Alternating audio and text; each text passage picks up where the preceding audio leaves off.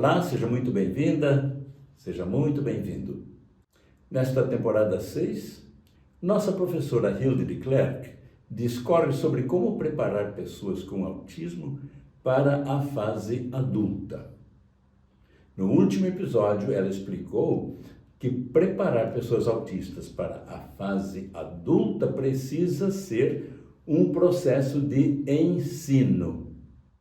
Preparar qualquer pessoa para a fase adulta implica necessariamente preparar para o trabalho.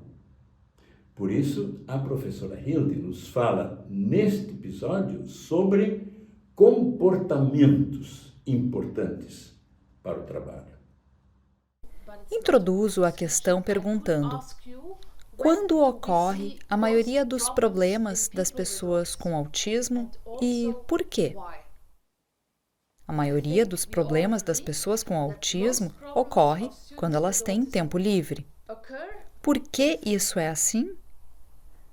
O tempo livre é o momento mais difícil para a pessoa com autismo. Por estar livre, ela precisa conhecer as opções de atividades e precisa saber fazer escolhas. Além disso, o tempo é muito abstrato.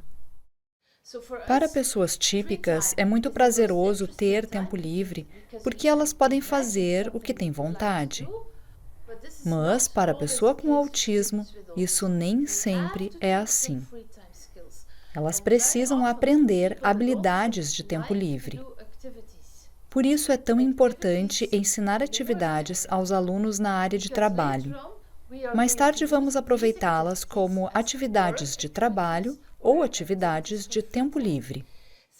Quando falei num curso anterior sobre trabalhar com tarefas claras, eu estava me referindo a crianças. Mas, na verdade, aquelas já eram habilidades e comportamentos relacionados ao trabalho. Começamos a desenvolver essas habilidades desde cedo, ensinando a criança com autismo a fazer pequenas atividades simples em uma área protegida que podemos chamar de área de trabalho. É claro que crianças não trabalham, mas esse é o começo. Se ensinarmos a criança, desde pequena, a fazer uma tarefa do início ao fim e terminar, colocando a atividade no lado direito, esse é o começo para um bom comportamento de trabalho quando crescerem. Por que é importante ensinar isso? Porque a maioria das pessoas com autismo prefere realizar trabalho que entende e é capaz de fazer, em lugar de ter tempo livre e não fazer nada. Não estou dizendo que não há o que fazer com adultos que nunca se beneficiaram de uma abordagem educacional quando crianças. Sempre se pode começar o processo do início. Então não me entendam mal. Não desistam desses adultos. Normalmente começamos a trabalhar com uma criança e continuamos o processo à medida que ela cresce.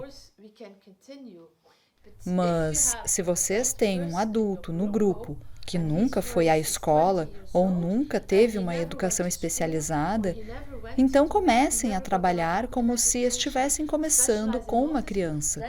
Vocês vão lhe ensinar comportamentos de trabalho numa área de trabalho protegida. Nunca é tarde demais para começar a ensinar pessoas que já atingiram a idade adulta. Agora vamos ver o que é necessário para ter um comportamento adequado no trabalho. Ficar sentado a uma mesa. Isso é lógico. Se você sai da sua mesa de trabalho o tempo todo, não consegue fazer o que deve ser feito. Ficar sentado à mesa é uma habilidade que já pode ser ensinada a criança bem pequena. Concentração. Você precisa se concentrar para iniciar, continuar e concluir a atividade. Trabalhar de forma organizada. É muito importante no trabalho. Trabalhar em silêncio. Às vezes, adolescentes e adultos não têm permissão de falar enquanto estão trabalhando. Ser capaz de pedir ajuda quando necessário. uma habilidade de comunicação muito importante que mencionei no curso sobre comunicação expressiva. Ser capaz de corrigir erros, ou seja, ser capaz de perceber que se cometeu um erro e que ele precisa ser corrigido.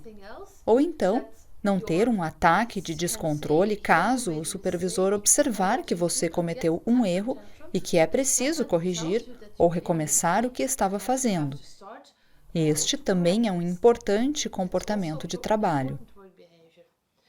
Ser capaz de limpar a própria área de trabalho. Compreender o conceito de concluído. Compreender tempo e duração. É nossa função enquanto profissionais tornar a tarefa visível de tal forma que a pessoa com autismo entenda por quanto tempo deve trabalhar e quando a tarefa está concluída. Ser capaz de esperar. Falei sobre isso no curso 3. Ser capaz de fazer transições e lidar com interrupções. Não apresentar comportamentos desafiadores. Comportamentos desafiadores são problemas comportamentais, comportamentos de estresse. Portanto, nada de gritar, nada de berrar, nada de sair correndo. Isso é muito importante. Todos esses são comportamentos de trabalho. Com isso, encerramos este episódio sobre os comportamentos importantes para o trabalho. E no próximo episódio, a professora Hilde vai discorrer sobre as habilidades importantes para o trabalho. Comportamentos e habilidades de trabalho se complementam, mas não são a mesma coisa. Para saber mais, não perca o próximo episódio. Até lá, fique bem.